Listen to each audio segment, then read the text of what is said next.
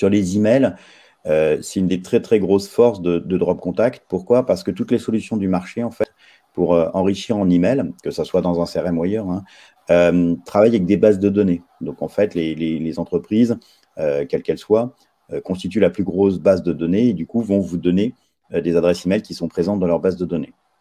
À ça, il y a quelques contraintes. La première, c'est l'obsolescence de la donnée en termes d'adresse email, puisqu'aujourd'hui, on voit bien que les gens changent beaucoup d'entreprises et donc il y a une obsolescence de la data d'email et donc fonctionner avec une base de données et pour le coup ne permet pas d'avoir des données à jour.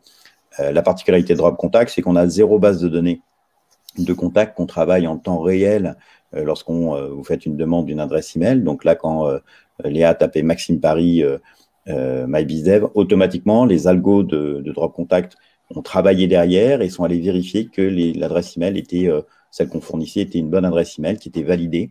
Et on a un très haut niveau par rapport à cette partie-là. Donc, au fil du temps, s'il y a des adresses email qui ne sont plus bonnes, elles sont nettoyées de votre CRM. Donc, vous avez toujours cet aspect de conservation d'une information fraîche. Et bon, il y a aussi un élément pour ceux qui sont au fait de la problématique de la RGPD. En fait, il est formellement interdit de prendre des données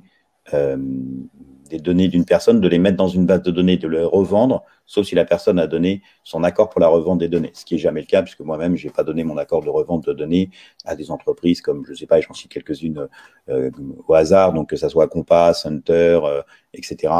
Donc, en fait, ce n'est pas RGPD compliant du fait que vous n'avez pas donné, que les gens n'ont pas donné leur autorisation de vente de données. Donc, Drop Contact est vraiment très différent sur cette partie-là, au niveau de l'obsolescence des données, là, c'est en temps réel, et au niveau, pas de base de données, au niveau de la RGPD, comme ça, vous n'avez pas ce sujet à prendre en compte.